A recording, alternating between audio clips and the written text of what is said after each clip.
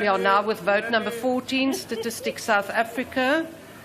MK. Honourable Deputy Speaker, there's no question from MK. Thank you. ANC. Deputy Speaker, no question from the ANC. Thank you. We now go to vote number 15, Traditional Affairs. Are there any questions? MK? I win. MK? No. No question, Honourable Deputy Speaker. Thank you. NCC? 15, there's no one. None at all, Speaker. ANC? No question, Deputy Speaker. Thank you. I put vote number 16, Basic Education. Are there any questions? DA? Honourable Deputy Speaker, my question to Honourable Minister Gwagube is with reference to the 1.6 billion adjustment towards curriculum and quality enhancements. What initiatives are covered under this adjustment that has been allocated for curriculum and quality enhancement, and does this include bolstering early childhood education, STEM education, and expediting the South African Council for Educators registration processes that are currently of concern to parents, learners, and educators across the country? Thank you. MK? Thank you, Deputy Speaker. Honourable Minister, are you not ashamed of acting as a proxy for reactionary school governing bodies that have historically used language policies under the guise of protecting Afrikaans to exclude black children from formerly white-only schools? Furthermore, do you believe that the questionable agreements reached at Snedley can veto the authority of Parliament? And how do you justify prioritizing such bogus deals over the constitutional mandate for equality and democratic will of the people? Thank you. EFF? The EFF?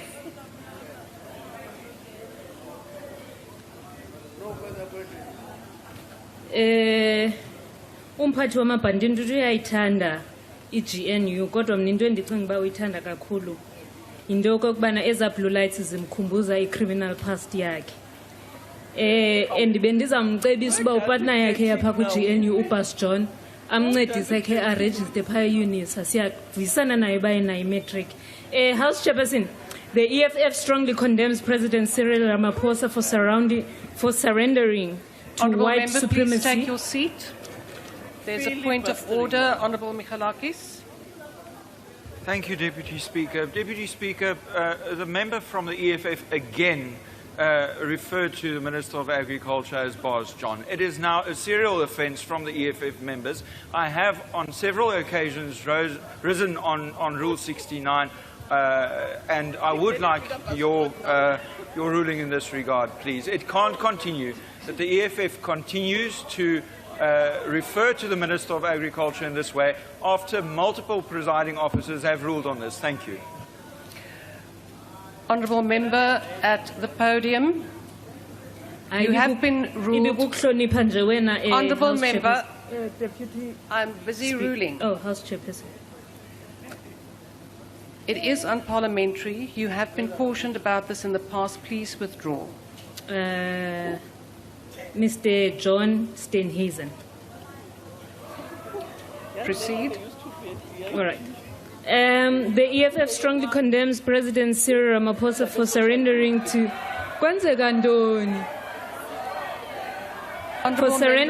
Honourable Member, please take your seat. Honourable Michalakis. Thank you, Deputy Speaker. Deputy Speaker, the member has not withdrawn as you have requested, and I would like to know if it now becomes parliamentary to refer to each other by that word with a lack of withdrawal from the member. Thank you. Thank you, Honourable Michalakis. Honourable Member at the podium, will you please withdraw Baas John? Honourable Member at the podium. I withdraw, Deputy Speaker. Thank you. Proceed. Honourable Tlangwini, I have now just ruled, and now you are continuing on a matter that has been ruled and where your member has withdrawn. What is your point?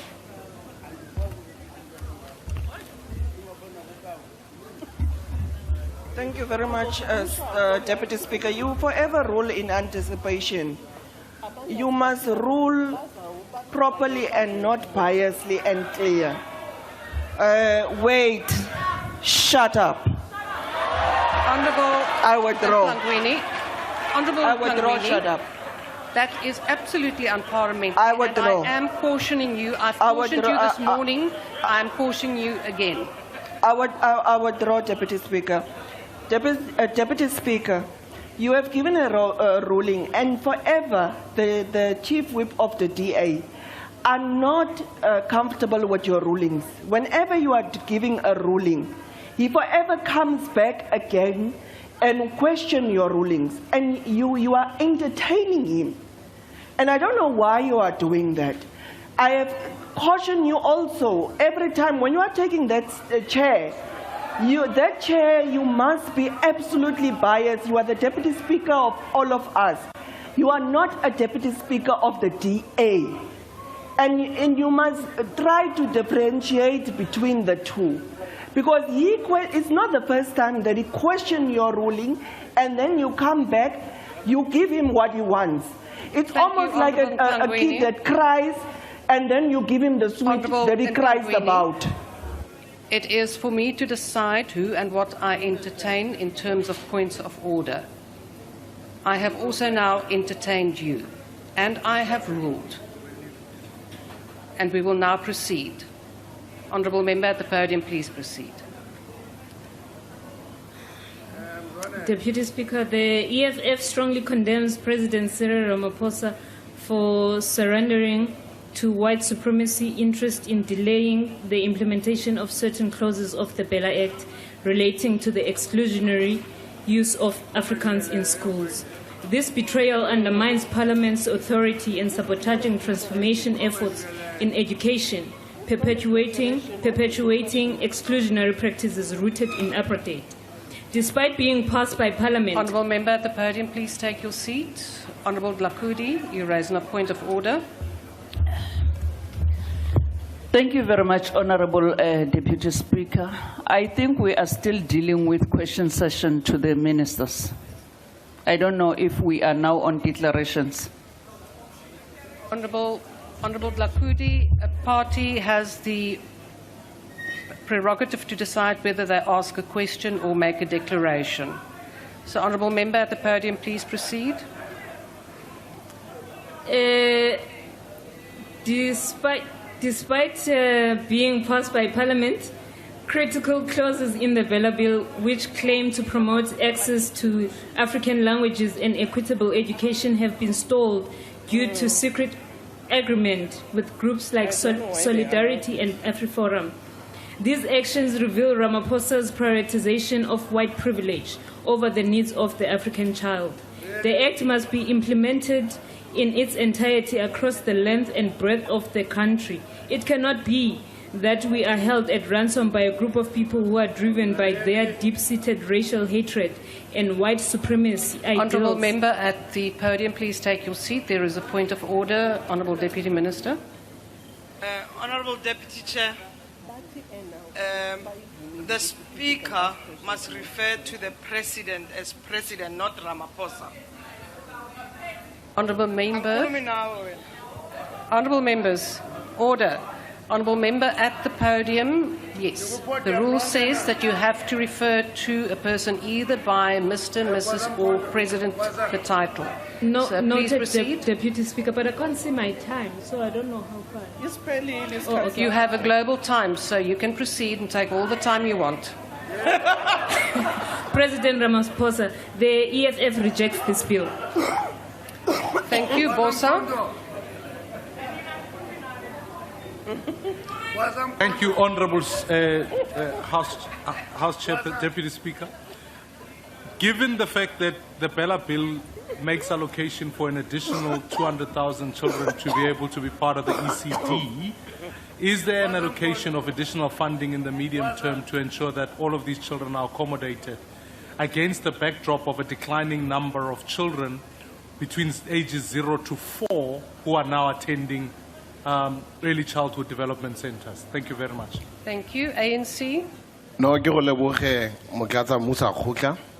welcoming the National Treasury's additional allocation of 251 million for the education infrastructure grant. Western Cape Rapid Schools Build program through a budget facility for infrastructure.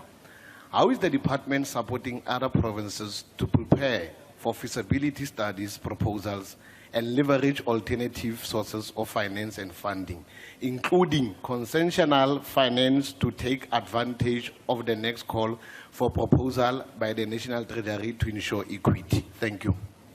Thank you. The Honourable Minister. Thank you very much, Deputy Speaker. There's just a number of questions I'd like to deal with. Number one, I think the question that was raised by the DA and Baas is very important about the additional funding we will be receiving and requesting for Treasury for expanding access to grade R as per the Bela Act and for extending access to early child development. Our view is simply this, that it's extremely important that the education system pivots to making sure that we have a solid foundation for early child learning. We haven't always given early child learning the attention that it deserves. As a result, many of our children have been left behind, have not been able to read and comprehend for meaning. But it would be amiss, Deputy Speaker, if I didn't take the opportunity to educate the EFF and the MK about what a Section 77 Labour Relations Act process is, which includes NEDLAC. It's not some bogus deal or some backroom deal. This is a statutory obligation any minister of this government would be required to respond to. And I was taken to NEDLAC and required to respond to this Section 77 application, of which I did, because unlike the Green Party in the corner there, I actually am a constitutionalist and I value the oath that I took from office. And so what is legally required from me is what I will do. But I also just want to emphasize and commit to the House that we will be making every single point that we can to Treasury to indicate that early child learning is where South Africa should be going, and that as we're rolling out grade R and making sure that it is compulsory, that it needs to be properly funded, and Treasury needs to give us additional allocation for that. Thank you. We now go to vote number 17, higher education and training. Are there any questions? MK? Deputy Speaker, no questions. Thank you. ANC? Thank you, Deputy Speaker. No question. Thank you. I then put vote number 18, health. Are there any questions? DA? Thank you, Madam Speaker. Minister, according to the South African Global Adult Tobacco Survey, more than a quarter of South Africans smoke tobacco, including cigarettes, while 23.9% of 15 to 24-year-olds smoke tobacco and 18.5% smoke cigarettes. Given this troubling statistic and the foothold of illicit tobacco trade gained in the country since COVID lockdowns, how has the Minister used his budget in addressing not only the addiction, but also the health risk associated with the abuse of tobacco and nicotine? How does he measure his department's success regarding this, and how will the data from his monitoring impact budget applications in this coming year? Thank you. The MK? Madam Deputy Speaker, as a party that's efficient, from votes 19 to 28, we have no questions. Thank you. Thank you. Action SA? Honourable Minister, Honourable Deputy Speaker, given that health in South Africa is free to all those who live in it and is prescribed for pregnant women and children under 6 years old, including those who arrive through our porous borders, how many humans are we building the NHI for, and how will it be funded? And since this is a monetary bill, when will Treasury and the Ministry of Finance break their silence and speak to South Africans about the funding mechanisms and the affordability of NHI? Thank you. ACDP? No question, thank you. You asked for help. Thank you. ANC? Thank you very much, Deputy Speaker. Minister, last month you expanded further on the announcement made by our President Ramaphosa, that among the urgent interventions proposed, there will be changes in the location and the number of environmental healthcare practitioners. You further mentioned that this will necessitate amendment to the Act 203, which you project may serve to Cabinet only in July next year. What do we do meanwhile you initiate this process of the amendment, as the food poisoning by organophosphates has developed into a serious outbreak? Thank you very much. Thank you. The Honourable Minister. Thank you. Chairperson, on the issue of tobacco, it is now a well-known fact that tobacco is very destructive to human health. And I want to remind this House that we've got a bill here in this House to strengthen our anti-tobacco legislation and mechanism by including vaping and all the other means through which people deliver nicotine into their bodies. On the issue of illicit cigarettes, we have been battling with SARS to implement a mechanism that the World Organization devised long ago of tracing each and every illicit cigarette right up to the machine that has manufactured it. And we are still doing so even up to now. On the question of NHI, we have repeated many times here that when the time comes for the Minister of Finance to read the bill about financing of NHI, he will definitely do so. In terms of how many human beings is it going to cater for? It will cater for those who qualify, who will mostly be South Africans. Honorable Member, in the Constitution is very clear. People who might be coming to South Africa for health are only entitled if it's an emergency. If it's not an emergency, there are means that are made for them to pay, unless we so wish that they don't, like when we give them ARVs, knowing very well that they are not from here, but because they are communicable diseases, we treat them at will.